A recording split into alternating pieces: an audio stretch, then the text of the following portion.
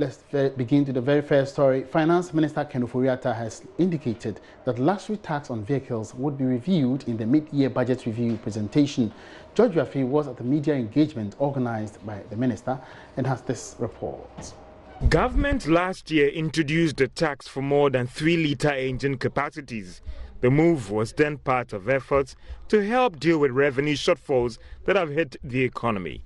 The Vehicle and Asset Dealers Association recently noted that they would hit the streets on July 9 if their concerns are not addressed. This is because the tax is seriously affecting their businesses. But speaking at a media engagement a while ago, Finance Minister Ken Ofori-Atta said the review was based on some concerns raised by stakeholders. Anytime you bring something new, you need to be able to make the assessment that you're talking about. You have all sorts of variables playing. We've just also reduced vehicle importation taxes by 30%, so that immediately changes whether the cars are coming in because of 1,000 cedis that an individual will pay, or whether the 30% reduction. But whatever it is, it's been 9 months. We want to assess its impact. We want to assess the name. We want to see whether the capacity is an issue. We want to see whether the pricing is an issue. So all of that will come to play. I mean, we have changed a few things of our taxation since we came. So this will not be new. I think it's a constant dynamic thing. We will listen, and then we'll look at the analysis, and then we'll make a decision. But in terms of the fundamental need for this tax, that is unequivocal. The minister also noted that they will be hard on compliance going forward to help them meet the target for the rest of the year. When we came in, we abolished a slew of 17 odd nuisance taxes. We reduced electricity. So, I mean, in terms of the totality, as to what this government is doing to ease the pain of living conditions, it's clear. So when people, sort of isolate, the specific things that affect them as opposed to what broadly we have done in the country, that is a challenge of where the media should put it up front. Is this happening? Then I have the issue of, therefore, compliance to be able to raise revenue. And I think that's going to be something that's really important. We are now currently doing about 12.6% revenue to GDP. I think peer group countries are doing about 19%. So you can see the gap that we have to do in terms of expanding the tax net. That's also another area that we have to take care of. So that, and then a commitment for people to pay their taxes. So I think compliance is going to be a really big thing going forward. It is not clear for now how the review will be done, but it's likely that the tax could be scrapped or review the percentage level on each vehicle, subject to Cabinet's approval for the mid-year review before July 31 this year. Well, so this may come as some welcoming news to various owners of luxury vehicles. But what exactly do they think? Joining us on phone now for a reaction is President of the Vehicle and Asset Dealers Association of Ghana, VADAG, in the person of Eric Kweku-Boateng. Eric, you're welcome to Business Live. Thank you, my brother. All right, so what is your initial reaction to this? You must be happy about it. My brother, I laugh. But the reason is that we are not saying that they should go and review. Our take is that they should scrap it once and for all, because our business is dying. Our business are collapsing. That is our stake. So we are appealing to the government, or Ken Ofori-Atta and then Kweku-Boateng. They should look at it. That is our stand. Now, are you not taking an entrenched position when you say you should scrap it, because you know very well that government also requires to make some revenue, raise some revenue for national development? My brother, I understand that. But you go back, if you have a daily graphic that is on the 20th June, just look at it well on page 30. It states that the government target on this, the government target on first quarter They targeted around 136 million Ghana cedis, but they didn't get the money on the target. What they got is 32 million Ghana cedis. It means the luxury vehicle tax, people are availing not to, because they can't afford it.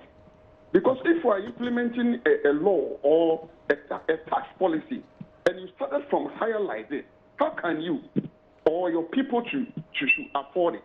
So our stand is that, and Ghanaians per whole, as we are spoke to Ghanaians, they said they can't afford it. So now, Eric, you've paid some of these taxes in the past. Now, is it not kind of a relief? Because if you let's say you're paying 1,000 Ghana cedis, and the finance minister decides to bring it down to, let's say, 3,000 or 2,000, is it not quite good initially before we look forward to what else to be done? If I understand you are talking about the benchmark value, exactly, or the tax, the vehicle levy tax you are talking about. Well, yes, because the minister hinted that it could be a review of the benchmark value, or even the kind of category of cars. I mean, the engine capacity. So, my brother, it's two different things together. If you are talking about benchmark value, we appreciate that. We salute Ken Ofori-Atta and then our senior minister and then our vice president. Ghanaians appreciate that. We, the importers, we appreciate that it's working. But if you come to the reality, like what they call vehicle levy taxes, my brother, what you are discussing here is that every yearly, if you are going to renew your roadway, you have to pay 2,000 Ghana cedis for the government because you are using 4.0. My brother, somebody was driving a luxury car, for instance, like what do you call Rolls-Royce, Bugatti Ferrari. Such person, if he's paying that amount for them, there's anything bad out of it. But me, because of the bad rules, I'm driving, like, for instance, pickup, and you are telling me, and pickup maybe Y or Z, old rickety vehicle, and you are telling Ghanaians that they should pay 2,000, 1,500, and then 1,000 cedis. And even the policy is not clear to Ghanaians that they should understand or to pay that money for. All right. So what will be your next move? Should Ken Ofori-Atta review, the value or the percentage? Our stand is that they should abolish or scrap it. Our next step is that on the 9th, we are coming to demonstrate. We are not going to wait for a media budget or what our minister is saying. So we are calling all Ghanaians, everybody who thinks this policy is killing your business, this policy, because of that, you have parked your car at your garage, your house, and so forth, and now you are boarding a trotro to work. Come out, let's demonstrate. To Honorable Ken Ofori-Atta and then Kweku Kwasi, the ministry, that we can't afford it. They should scrap it.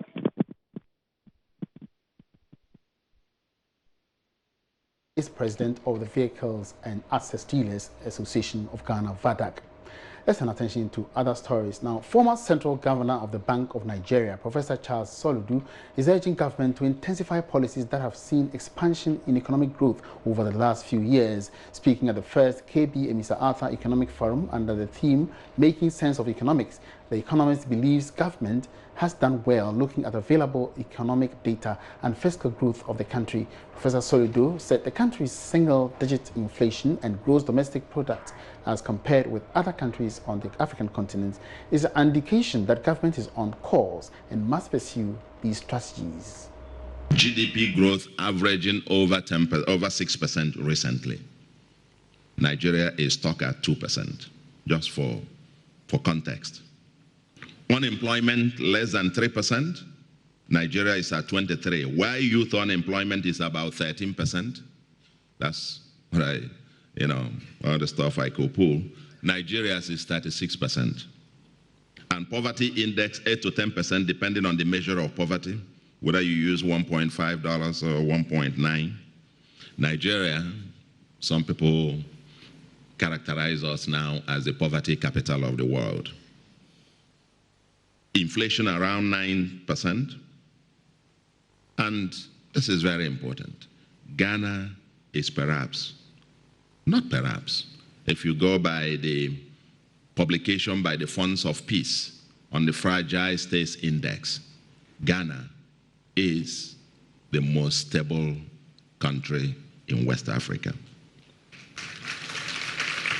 Ghana is ranked number 110 out of 178 countries in the world, and Nigeria ranks number 14, with Yemen and Somalia ranking first and second respectively. So you can put the context. It's ranked from the worst to the best.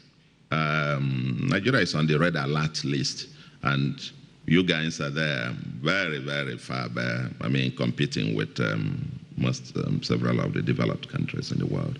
So there is something to often, have some cheer. I present comparative figures for Nigeria, not just because it is your West African neighbor, but as Africa's largest economy and whose structure is similar to yours, largely dependent on primary commodities. Whatever Ghana is doing to produce these results, including its macroeconomic stabilization, especially fiscal consolidation and structural policies, it must intensify, albeit with continuing innovations and reforms. Comparisons are not to make you complacent or depressed, but to put your efforts in context. Very interesting but debatable comments there by the former Nigerian governor of the central bank. Now, let's turn our attention to other stories. Government says it is targeting in excess of $4 billion annually by way of foreign direct investments from Ghanaians across the diaspora, according to Director of Diaspora Affairs at the Office of the President, Akwesiawia Bibiu. His outfit seeks to encourage members of the Ghanaian diaspora to bring home their financial and human resources locked up in various parts of the world. He spoke with Joy Business ahead of the Ghana Diaspora Celebration and Homecoming Summit 2019, which is themed recognizing diaspora contributions towards nation building. Bismarck Ausa has more. Edition of the Ghana Diaspora Celebration and Homecoming Summit, as part of the Year of Return event, comes off on the 3rd to 6th of July at the Accra International Conference Center. Government hopes the landmark celebration will encourage more Ghanaians in the diaspora to bring their money and investment opportunities back home for growth and development. Akwesiawia Bibiu is the Director of Diaspora Affairs at the Office of the President. He is optimistic the country would attract in excess of $4 billion in annual foreign direct investments from Ghanaian businessmen living abroad. We can attest to the fact that the diaspora has contributed significantly towards our national development. Even if you single out, the remittances alone, a yearly remittance of $3.8 million is quite a huge sum of money. One could contribute to the development, 7.7% of your GDP. There are certain measures that are in the pipeline. Once they are, it come to fruition, we are all going to see it. And we have examples of other countries, like for instance, I think in Senegal also, when they give this the diaspora the vote, it significantly things increased in respect of the FDIs, etc. So we are looking at also gaining similarly from what some of the measures that we are putting in place to enable the diaspora potential to be harnessed. Deputy Director of Diaspora Affairs, Nadia Adongo Musa, highlights some economic benefits the country and Ghanaians could derive from the event. I think we should expect a lot of our brothers and sisters coming from the diaspora.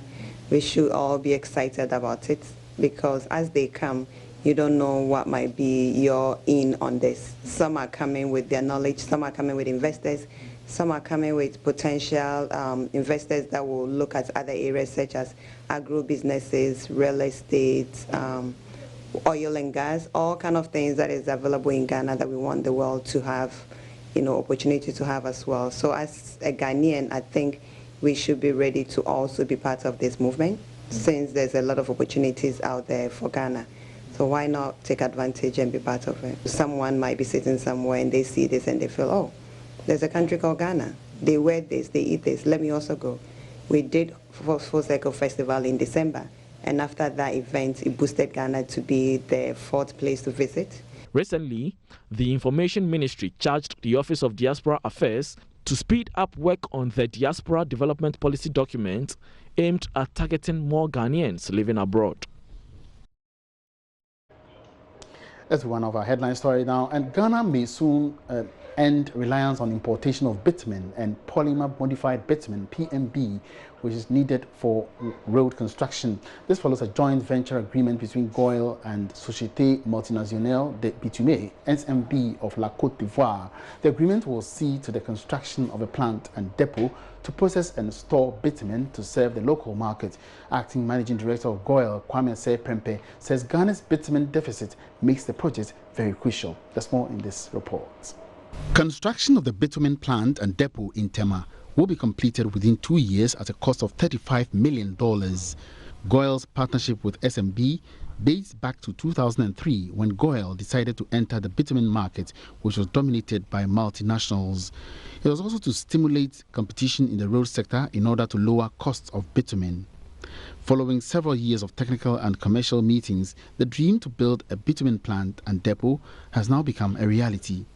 After a sword-cutting ceremony graced by the Energy Minister John Peter Amewu and other stakeholders, Acting CEO of GOIL, Kwame Prempe, is elated. Over the past 4 years, they need 480,000 metric tons of bitumen and PMB for our roads. We believe that this is a giant step which will help us contribute to the road sector, which will make road construction cheaper. Because of course, instead of importing, they will have the material right here in Tema, and we will help in that regard. We believe also that it will help us to expand our portfolio. As you heard, GOIL, we are expanding our portfolio. We are not no more selling just petrol and diesel. No, we are selling aviation fuel. We are going to the mines. We are fueling the FPSO and other things. We are in the marine business as well. Energy Minister John Peter Amewu, who represented President Akufo-Addo, says the project will create jobs for the youth. Over the next 4 years, I was told we will require in excess of 4,000 metric tons of this product to complete our roads. What this means is job creativity, employment will be created for the teeming youth across the country. Mr. Chairman, the demand for the bitumen paved roads in Ghana keep growing, and the Ministry of Roads and Highways intends to rehabilitate and construct several thousand of kilometers of urban roads across the country. With the introductions of this product in Ghana, which is a very bold step of improving the lifespan of our roads. Meanwhile, Chief Executive Officer of SMB, Mahamadou Doumbia, believes the project will enhance bilateral relationship between the two countries. The objective here was to enhance peaceful business relationship with our sister country, Ghana, and put together South-to-South bilateral cooperation. At this juncture, I must commend most especially Mr. Patrick Akoroli, Ben Tokonum, and my dear dad, Nana Owusu Akwanenza, for the unrelenting effort towards achieving this mutually beneficial Ghana-Côte d'Ivoire cooperation venture.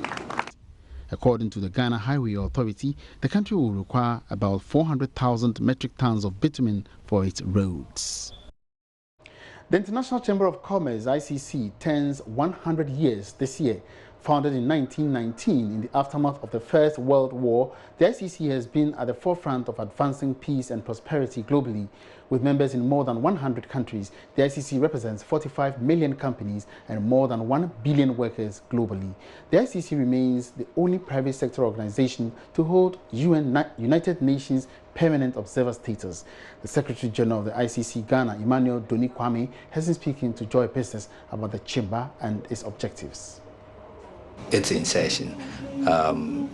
Businessmen around the world realize that war itself, though brings some business opportunity to people, it's also a big hindrance to the growth of prosperity for the various individuals and for the business community as a whole.